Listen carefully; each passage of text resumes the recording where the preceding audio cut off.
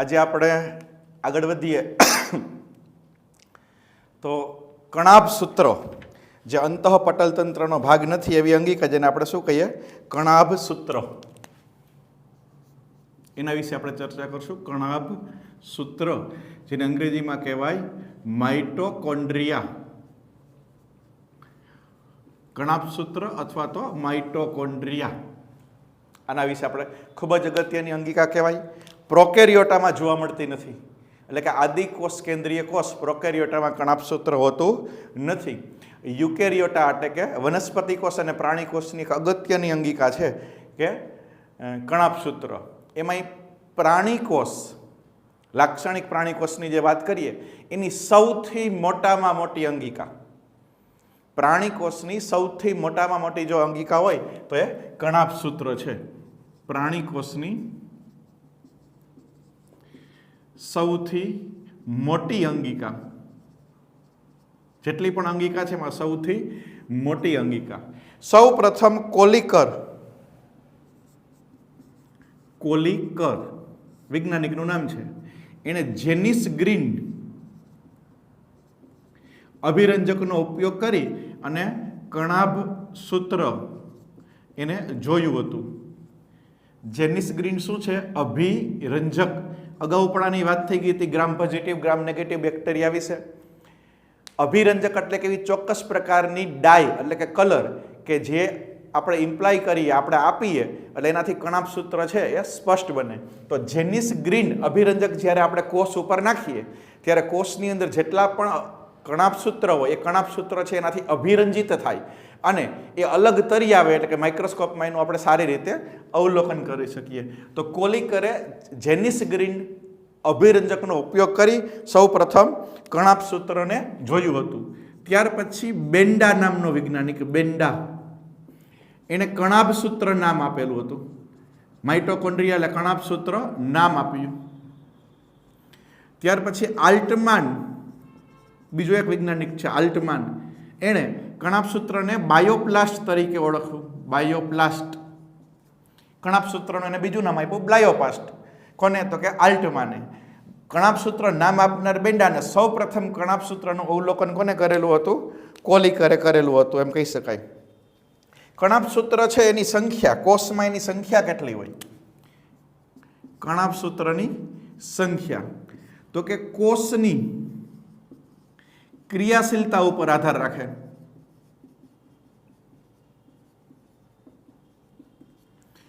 કણાભ સૂત્રની સંખ્યા ક્યાં આધાર રાખે? કોષની ક્રિયાશીલતા ઉપર આધાર રાખે છે. જે કોષ વધુ ક્રિયાશીલ હોય એમાં કણાભ સૂત્રની સંખ્યા વધુ હોય, જે કોષની ક્રિયાશીલતા ઓછી હોય એમાં કણાભ સૂત્ર ઓછું હોય. સામાન્ય રીતે પ્રાણી કોષ એમાં વનસ્પતિ કોષ કરતાં કણાભ સૂત્ર વધારે હોય. પ્રાણી કોષની અંદર કણાભ સૂત્રની સંખ્યા વનસ્પતિ કોષ કરતાં કેવી હોય? વધુ હોય. ક્લોરેલા લીલ છે, ક્લોરેલા, અને ક્લેમિડોમોનાસ એ પણ લીલ છે. આ બંને એક કોષી છે, એક કોષી લીલ છે પરંતુ કેવી છે? એક કોષી. એમાં એક જ કણાભ સૂત્ર હોય. કણાભ સૂત્રની સંખ્યા કેટલી આવેલી હોય? એક. ક્લોરેલા અને ક્લેમિડોમોનાસ જે લીલ છે એમાં કણાભ સૂત્રની સંખ્યા એક હોય. જ્યારે ચાવોસ અમીબા એ પણ યુનિસેલ્યુલર છે, એટલે કે એક કોષી છે. એમાં આ એક કોષી જ છે. એ અમીબાની અંદર 50,000 કણાભ સૂત્ર આવેલા હોય. તો કણાભ સૂત્રની સંખ્યા કોઈ ફિક્સ હોતી નથી. અમીબા એક કોષી હોવા છતાં ચાવોસ અમીબા છે, એક કોષી છે, એમાં 50,000 કણાભ સૂત્ર હોય. ક્લોરેલા ક્લેમિડોમોનાસ એ એક જ કોષની બનેલી લીલ હોય, એક કોષી લીલ, એમાં એક જ કણાભ સૂત્ર હોય. જે કોષોમાં સક્રિય વહન થતું હોય, સક્રિય વહન યાદ આવ્યું? સક્રિય વહન આગલા મુદ્દામાં શીખી ગયા. સાયન્સ આમ જ ભણે કે આગળનું આવડતું હોવું જોઈએ. કોષ રસ પટલમાં નિષ્ક્રિય વહન, સક્રિય વહન. સક્રિય વહનમાં શેની જરૂર પડે? એટીપી. એટીપી એટલે શું કહેવાય? શક્તિ. તો જ્યાં સક્રિય વહન થતું હોય ત્યાં કણાભ સૂત્રની સંખ્યા વધારે હોય. શું કામે? તો કે કણાભ સૂત્ર છે એનું કાર્ય આપણે સમજશું કે એટીપીનું કારખાનું છે, અથવા એને કહેવાય શક્તિ ઘર. કણાભ સૂત્ર છે એ શક્તિઘર છે, ત્યાં ઉર્જા ઉત્પન્ન થાય, અથવા તો એટીપીનું કારખાનું છે અને સક્રિય વહન કરવું હોય તો એટીપીની જરૂર પડે. જ્યાં સક્રિય વહન હોય ત્યાં કણાભ સૂત્ર વધારે હોય. એનું ડાયરેક્ટ રિલેશન થઈ ગયું એમ પણ કહી શકાય. કણાભ સૂત્રનો આકાર, જુદા જુદા આકારના કણાભ સૂત્ર હોય. રકાબી આકારનું હોય, રિબિન આકારનું હોય, નળાકાર હોય, ડમ્બેલ્સ આકારનું હોય. જુદા જુદા આકારના કણાભ સૂત્ર હોઈ શકે. ત્યાર પછી જોઈએ કણાભ સૂત્રનું કદ, તો સામાન્ય રીતે કણાભ સૂત્ર છે એ અલગ અલગ કદના હોય, પણ એવરેજ છે એ 0.5 મિલીમીટરનો વ્યાસ ધરાવે, 0.5 માઇક્રોન વ્યાસ ધરાવે. 0.5 માઇક્રોન એનો વ્યાસ હોય એમ કહી શકાય. તો એ કણાભ સૂત્રના કદ વિશે વાત કરી. કણાભ સૂત્રની રચના જોઈએ આપણે. કણાભ સૂત્રની રચના, આપણે કણાભ સૂત્રનો છેદ લઈએ તો આને કહેવાય કણાભ સૂત્રનું બાહ્ય આવરણ. બાહ્ય આવરણ, આ બાહ્ય આવરણ ઉપર વિશિષ્ટ પ્રકારના કણ ઘણી વખત જોવા મળે, એને કહેવાય પાર્સનના કણ. પાર્સનના કણ. કણાભ સૂત્રનું અંતઃ આવરણ હોય એવું ગળીયુક્ત હોય. આ અંતઃ આવરણ થયું.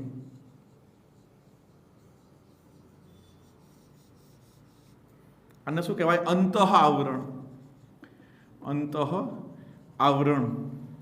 અંતઃ આવરણની આ જે ગળી છે, આમ અંદરની બાજુ આવેલી ગળી, આ એકલો ભાગ આમ દર્શાવું ઘાટો કરીને, આમ અહીંથી આમ થઈને આમ થયું, તો એ જે ગળી છે એને કહેવાય ક્રિસ્ટી. અંતઃ આવરણની ગળી, દાખલા તરીકે આપણે આમ દર્શાવ્યું આવી રીતે ગળી છે તો આને શું કહેવાય? ક્રિસ્ટી. ક્રિસ્ટી ઉપર આવા કણ આવેલા હોય, ક્રિસ્ટીના પટલ ઉપર, એને કહેવાય F1 કણ, અથવા એને કહેવાય ઓક્સિઝોમ. F1 કણ અથવા એને શું કહેવાય? ઓક્સિઝોમ. કણાભ સૂત્રની મધ્યમાં અહીંયા જે આવેલું હોય એને કહેવાય કણાભ સૂત્રનું આધારક, અથવા એને કહેવાય મેટ્રિક્સ. કણાભ સૂત્રનું મેટ્રિક્સ, અથવા ગુજરાતીમાં કહેવું તો એને શું કહેવાય? આધારક. કણાભ સૂત્રનું મેટ્રિક્સ અથવા કણાભ સૂત્રનું આધારક. મેટ્રિક્સ છે એને આપણે આધારક તરીકે ઓળખી શકીએ. ઉપરાંત કણાભ સૂત્રના આધારકની અંદર વલયાકાર ડીએનએ આવેલું હોય, આને કહેવાય વલયાકાર ડીએનએ. વલયાકાર ડીએનએ, જેને માઇટોકોન્ડ્રિયલ ડીએનએ એટલે એમડીએનએ કહેવાય. એમડીએનએ એટલે માઇટોકોન્ડ્રિયલ ડીએનએ. એમ એટલે માઇટોકોન્ડ્રિયા ઉપરથી, એટલે માઇટોકોન્ડ્રિયલ ડીએનએ કણાભ સૂત્રમાં આવેલું ડીએનએ. આ સિવાય રિબોઝોમ નામની અંગિકા આવેલી હોય. કણાભ સૂત્રની અંદર રિબોઝોમ નામની અંગિકા આવેલી છે. રિબોઝોમ. પણ આ જે રિબોઝોમ છે 70S પ્રકારના હોય, એટલે કે જેવા પ્રોકેરિયોટામાં હોય એવા. તો કણાભ સૂત્રની તમે રચના જુઓ, બેવડું પટલ ધરાવતી અંગિકા છે, એટલે એમાં બે પટલ છે, અંતઃ પટલ, બાહ્ય પટલ. બેવડી પટલમાં રચના કણાભ સૂત્ર છે. બાહ્ય પટલ છે સળંગ છે, અને એની ઉપર આવેલી જે કણિકાની રચના છે ને પાર્સનના કણ કહેવાય. પાર્સનના કણ. અંતઃ આવરણ છે ગળીયુક્ત છે, અને એની જે ગળી છે એને ક્રિસ્ટી કહેવાય. આ જે ક્રિસ્ટી એટલે કે ગળી, એની ઉપર F1 કણ અથવા ઓક્સિઝોમ આવેલું હોય. અંદરનું જે દ્રવ્ય છે એને આધારક અથવા મેટ્રિક્સ કહેવાય. મેટ્રિક્સની અંદર વલયાકાર ડીએનએ, જેને માઇટોકોન્ડ્રિયલ ડીએનએ એટલે કે એમડીએનએ તરીકે ઓળખવામાં આવે છે, અને રિબોઝોમ નામની અંગિકા આવેલી હોય, અને 70S પ્રકારના રિબોઝોમ હોય. સામાન્ય રીતે યુકેરિયોટામાં કેવા રિબોઝોમ હોય? 80S. પરંતુ કણાભ સૂત્રની અંદર જે આવેલા છે એ 70S પ્રકારના હોય. જો અહીંયા એક અંગિકાની અંદર બીજી અંગિકા આવી, એક અંગિકા, કણાભ સૂત્ર પોતે એક અંગિકા છે, પણ એની અંદર એક બીજી અંગિકા એટલે કે કઈ? રિબોઝોમ આવેલું છે. અને અહીંયા ડીએનએ પણ છે ને રિબોઝોમ પણ છે, ને રિબોઝોમનું કાર્ય શું છે? પ્રોટીન સંશ્લેષણ. એ શું કરશે? પ્રોટીન સંશ્લેષણ. આમ કણાભ સૂત્ર પોતાનું પ્રોટીન જાતે બનાવે. બાકી સમગ્ર કોષનું પ્રોટીન કઈ જગ્યાએ બનશે? અંતઃકોષ રસજાળની સપાટી ઉપર આવેલા રિબોઝોમ ઉપર. રિબોઝોમ પ્રોટીન ફેક્ટરી છે.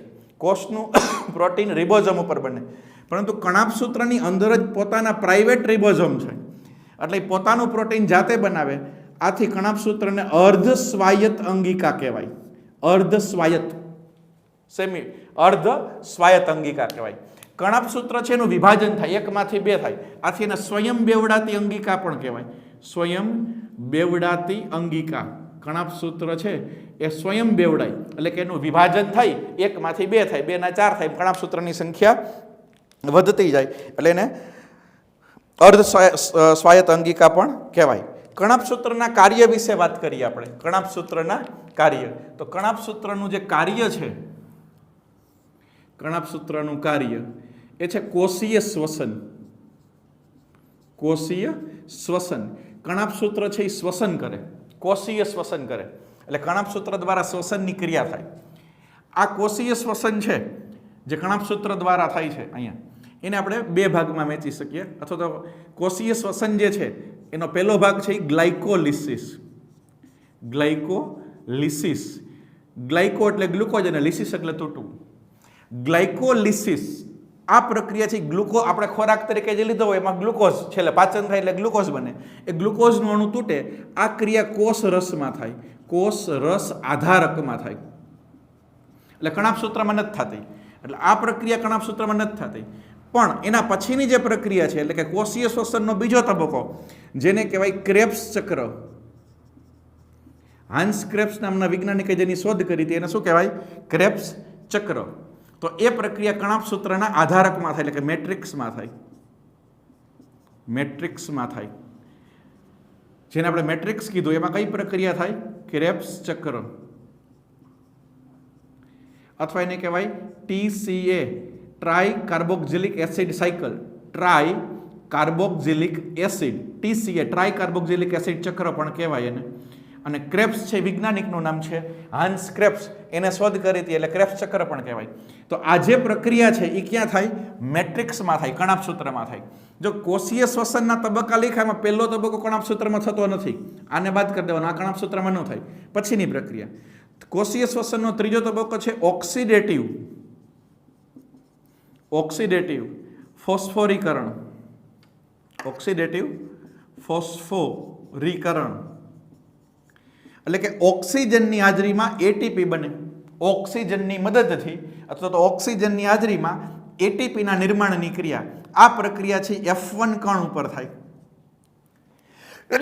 સોરી, આજે ક્રિસ્ટી અંતઃપટલ એમાં F1 કણ છે, ત્યાં કઈ પ્રક્રિયા થાય?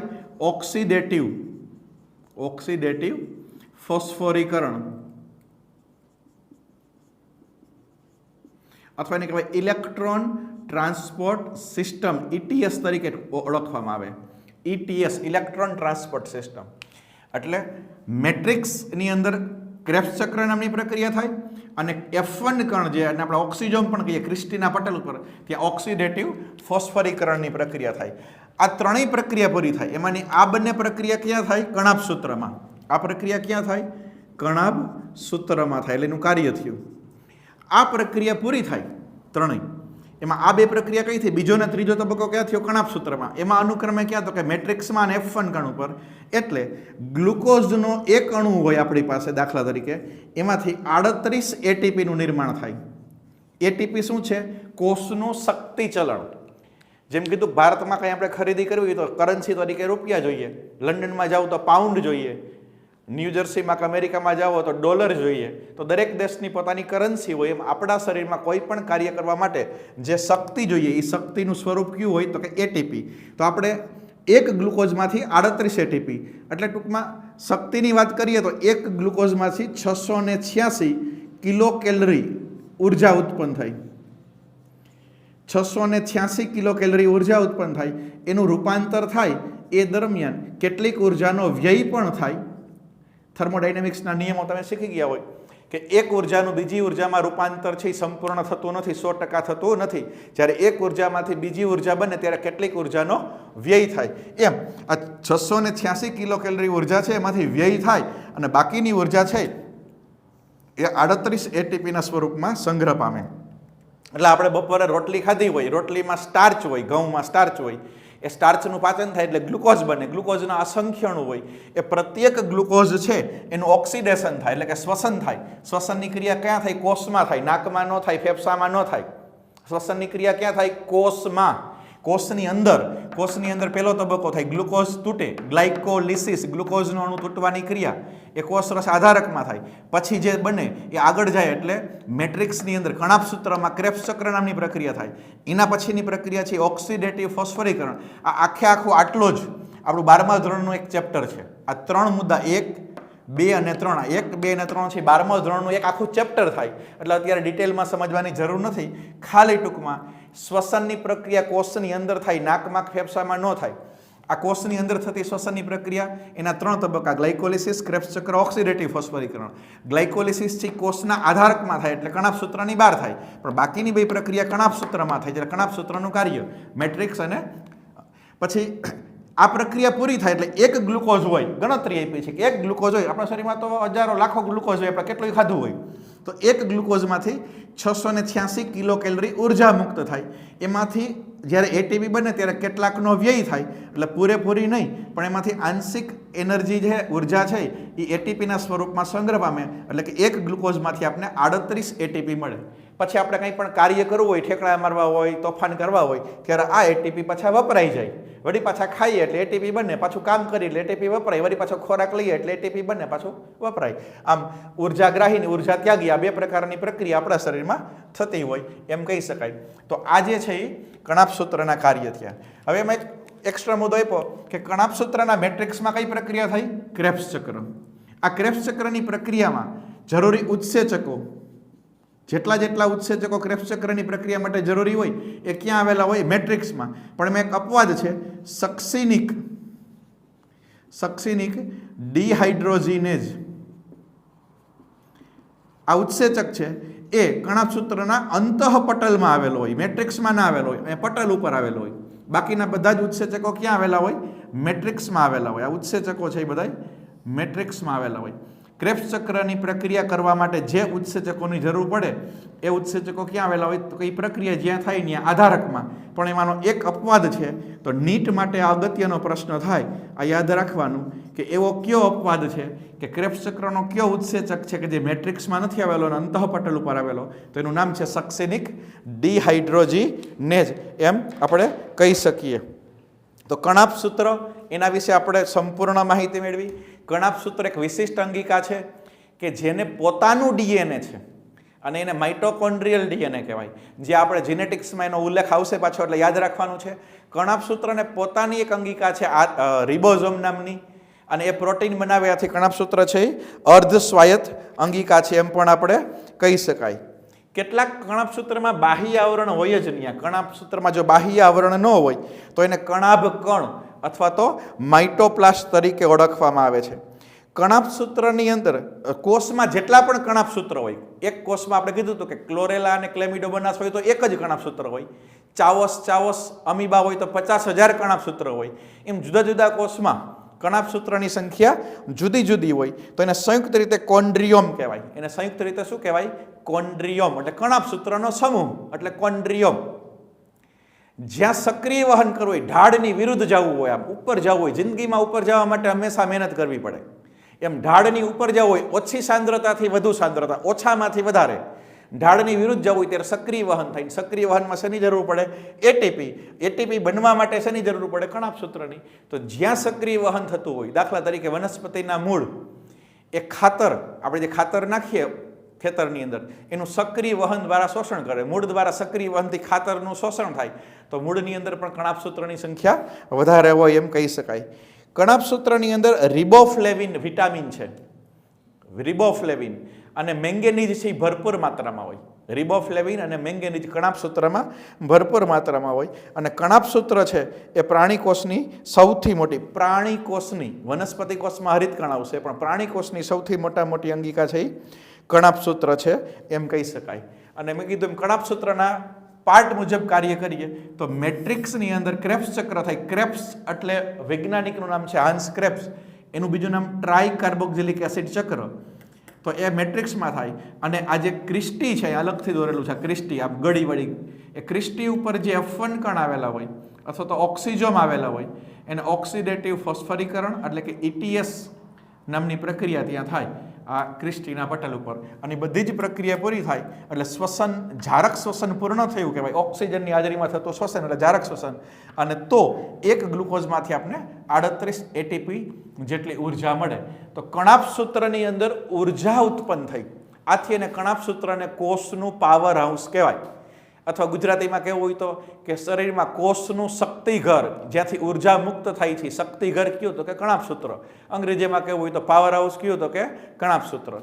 બીજા અર્થમાં કહ્યું કે ગ્લુકોઝમાંથી એટીપી બનવાની ક્રિયા કણાભ સૂત્રમાં થાય. તો કોષનું એટીપી બનાવતું જૈવ રાસાયણિક કારખાનું કે જ્યાં એટીપીનું નિર્માણ થાય છે, તો કઈ અંગિકામાં થાય તો કે કણાભ સૂત્ર છે એ જ એટીપી બનાવે, બીજી એક પણ અંગિકા એટીપી બનાવતી નથી. યાદ કરો મિત્રો, આદિકોષ કેન્દ્રીય કોષ, પ્રોકેરિયોટામાં તો કણાભ સૂત્ર હોય જ નહીં. જો પ્રોકેરિયોટામાં કણાભ સૂત્ર ના હોય તો ત્યાં એટીપી કોણ બનાવે? યાદ છે? તો કે પ્રોકેરિયોટામાં કણાભ સૂત્રના બદલે એક બીજી વિશિષ્ટ અંગિકા જે કોષરસ પટલમાંથી ઉત્પન્ન થાય આવેલી હોય, અને કોષરસ પટલનું રૂપાંતરિત અંગિકા છે એને શું કહેવાય? મેસોઝોમ. કણાભ સૂત્રનું ઓપ્શન પ્રોકેરિયોટિક કોષ એટલે કે આદિકોષ કેન્દ્રીય કોષ, બેક્ટેરિયામાં મેસોઝોમ નામની અંગિકા હોય જ્યાં શક્તિ ઉત્પન્ન થાય, આથી મેસોઝોમને કોષનું પાવર હાઉસ કહેવાય. પણ કોને? પ્રોકેરિયોટા હોય તો. આમ આપણે કોષ છે એને ઉર્જા ક્યાંથી મળે એના વિશેની આજે આપણે માહિતી, અને એક સૌથી અગત્યની અંગિકા કણાભ સૂત્ર. હજી કેટલીક વાત કરું કે કણાભ સૂત્રમાં શ્વસનની ક્રિયા થાય છે. કણાભ સૂત્રમાં કઈ ક્રિયા થાય છે? કોષીય શ્વસન. એટલે કણાભ સૂત્ર એવી અંગિકા છે કે જે ઓક્સિજનનો ઉપયોગ કરીને આ અંગિકા દ્વારા CO2 મુક્ત થાય. કણાભ સૂત્રની અંદર ઓક્સિજનનો વપરાશ થાય અને CO2 મુક્ત થાય એવી અંગિકા જે ઓક્સિજનનો ઉપયોગ કરે, CO2 મુક્ત કરે. આ ઓક્સિજન છે એ ગ્લુકોઝ સાથે જોડાય, આથી અહીંયા ઓક્સિડેશનની ક્રિયા થાય. કઈ ક્રિયા થાય? ઓક્સિડેશન. કણાભ સૂત્રમાં કઈ પ્રક્રિયા થાય? ઓક્સિડેશનની પ્રક્રિયા થાય, કારણ કે એમાં ઓક્સિજનનો ઉપયોગ થાય છે એટલે ઓક્સિડેશનની પ્રક્રિયા કહેવાય. અને કણાભ સૂત્રમાં શક્તિ મુક્ત થાય છે, આથી અહીંયા આને કહેવાય શક્તિ ત્યાગી પ્રક્રિયા. અને શું કહેવાય? શક્તિ ત્યાગી, જ્યાં શક્તિ મુક્ત થતી હોય એવી પ્રક્રિયા. તો કણાભ સૂત્ર છે એ શક્તિ ત્યાગી પ્રક્રિયા માટે જવાબદાર છે. કણાભ સૂત્ર છે એમાં ઓક્સિડેશનની પ્રક્રિયા થાય છે, એવું પણ આપણે કહી શકીએ. તો આજે બસ આટલું જ. એક જ અંગિકા, ખૂબ જ અગત્યની અંગિકા છે કણાભ સૂત્ર. તો વ્યવસ્થિત એનું રિવિઝન કરજો અને ભણતા રહેજો. Thank you very much. Have a nice day.